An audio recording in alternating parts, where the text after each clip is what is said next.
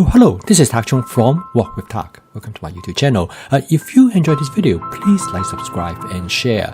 Feel free to write to me at walkwithtak@gmail.com if you have any question regarding to this video or any other videos that I have posted in the past. If you have any videos that you would like me to make, please let me know. I'm looking forward to hearing from you. One of the most important advantages of my fast cooking system is that to allow you to eat many different kinds of vegetables.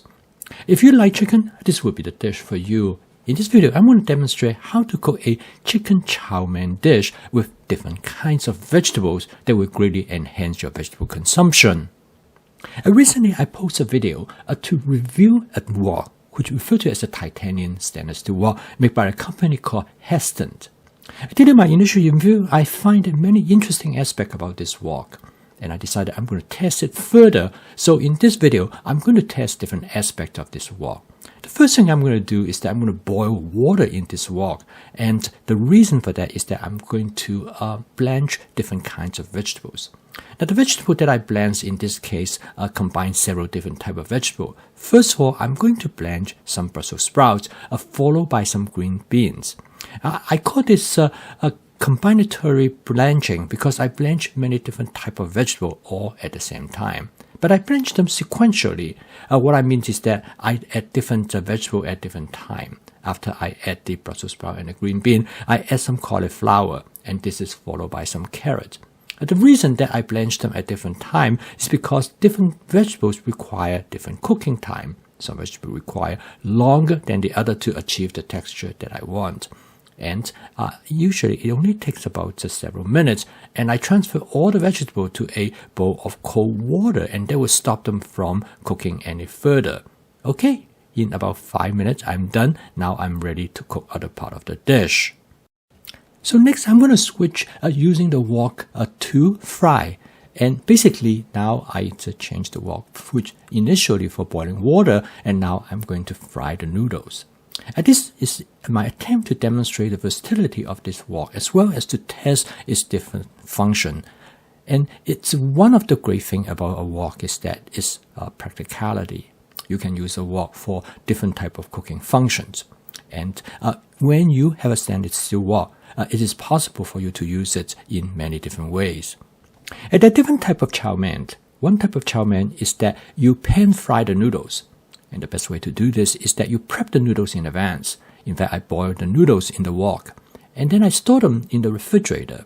And I store them for about somewhere between 24 to 48 hours before I'm going to use it for making the chow mein. The chow mein, basically, you fry the noodles in a shallow coating of oil. And you can use many different kinds of noodles to make chow mein. In the past, I often use spaghetti pasta noodles. But in this particular case, I use a noodle that comes from Taiwan, and this noodle is very similar to traditional ramen noodles. It is usually a little bit thinner than spaghetti pasta noodles, but a bit thicker than angel hair noodles. The objective in this dish is that you fry the noodles so you create a little bit crispy texture, and this makes the noodle more interesting, and it gives the noodle the type of flavor that usually unique. The approach in cooking this noodle is very simple. All you want to do is to coat the noodle with a thin layer of cooking oil, and then you set the heat of the burner to about medium to medium-low, so it will cause browning of the noodle to create a crispy texture without burning it. Now, for this noodle to be cooked successfully, the wok should have a non-stick cook surface. However, at the same time, the temperature of the wok should be high enough to cause browning. This dish usually cannot cook as successfully when you cook in a wok with non-stick coating, because the non-stick coating prevents the wok to get to the temperature that you want. And furthermore, you cannot heat up a wok with non-stick coating beyond certain temperature, usually around 450 to 500 degrees Fahrenheit, without damage to the non-stick coating. However, a stainless steel wok without non-stick coating will give you much greater flexibility. Now, this stainless steel titanium wok are supposed to be able to reach even higher temperature than normal stainless steel wok. And based on this, it should create better charring. And as I shown here, the end result is good. But I don't know whether it is better than just a regular stainless steel wok because I am not heating the wok to a very high temperature. And that is definitely a good reason because I do not want to burn the noodles. As you can see here, the result turned out very well. The noodle is properly browned. And this is the approach that my wife enjoys most when it comes to eating pasta noodles. These pan-fried noodles provide the kind of a culinary experience. It's truly unique. And if you have never tried before, this is something definitely worth the time. It takes a little bit more time to prepare the noodles and to fry it properly, and usually takes about somewhere between 10 to 12 minutes. Next, I'm going to switch the function of the wok to do some shallow frying. I'm going to use the wok exactly as it is without having to wash it, simply by adding some additional oil. And I also let the oil to heat up until it starts to smoke gently before I add the chicken. I'm going to shallow fry the chicken simply by laying out the chicken in a single layer on the surface of the wok. This method allows me to fry chicken on one side first before I flip them over to fry the other side. I have prepped the chicken in advance. This way will allow me to go from freezer to the wok in about 10 minutes. I simply take the chicken out from the freezer and put it in a bowl of lukewarm water. The chicken has been cut to the size for stir frying, and I store them in a Ziploc sandwich bag in about 8-ounce portion. This is the portion that I need for preparing most of my chicken dishes. I use the chicken as a condiment rather than as the main ingredients.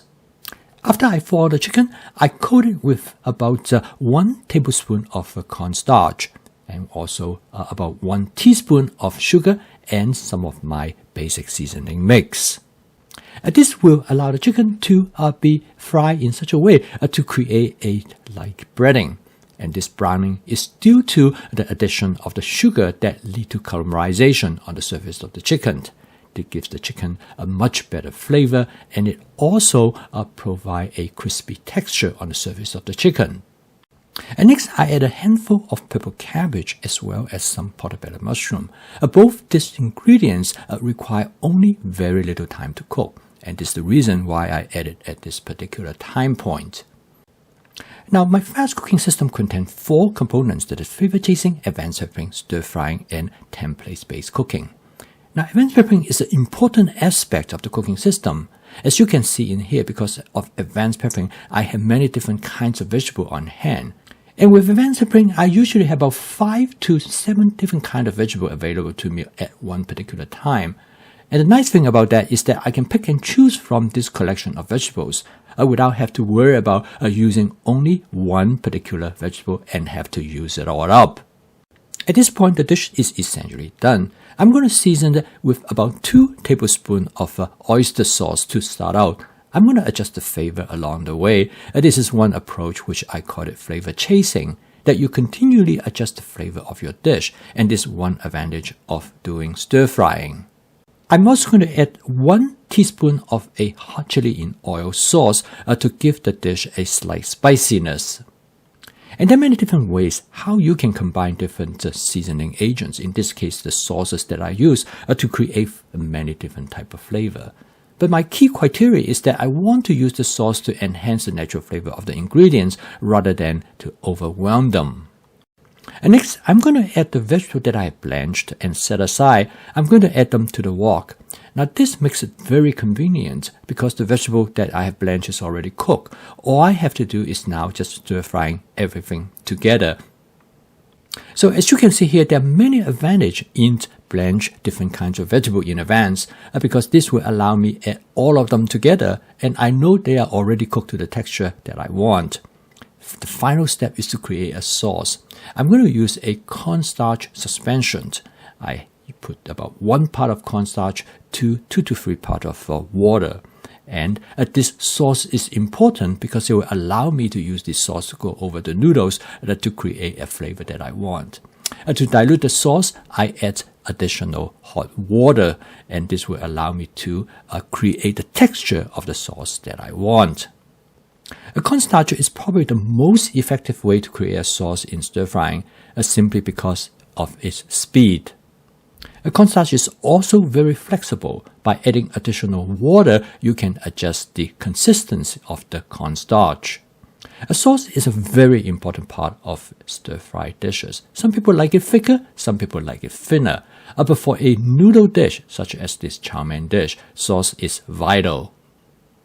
So as you can see here, this dish actually involves 3 different cooking steps. And of course, you can cook them all together, and there are times that I do cook them all together. But in this case, by cooking them separately, you can have much better control of the texture of those ingredients that you can group them. For example, the vegetables, by blanching them, I can achieve the texture that I want. And in the case of the pan-fried noodles, I don't think I have any other options but to pan-fry them separately if I want to maintain their texture. And finally, for the chicken, if I want to achieve the texture that I want, the best way is for me to shallow fry them separately before combining them with the vegetables. This type of cooking approach is very common in professional kitchens because through this separate step, the cook can have much greater control over the entire dish to achieve the type of texture that he wants. This dish, I call it a one-dish meal because it contains all the ingredients that is necessary to make a complete meal. One of the most important characteristics of stainless steel wok is that they are very easy to maintain. They're easy to clean, and most of the time you can clean it in a matter of minutes. So as you can see here, this stainless steel wok is very easy to clean. I start out with a wok brush to remove any debris that might stick to the surface of the wok. And the wok brush does an excellent job. In a matter of 30 to 40 seconds, I'm able to remove most of the debris on the surface of the wok. And the next step is that I switch to a heavy-duty scrub sponge made by 3M known as Scotch-Brite. This is a great sponge. Then it is at the final step I see the value of this wok because I use a stainless steel wok spatula. As you can see here, there's absolutely no scratches on the surface of the wok. So I thought this wok performed really well and I'm very happy with it. I post a video each day to help you to make home cooking as part of your daily routine so that your home cooking will be practical, efficient, creative and fun using my fast cooking system. If you'd like to learn more about this cooking system, please subscribe to this YouTube channel. So keep on cooking and I will see you tomorrow.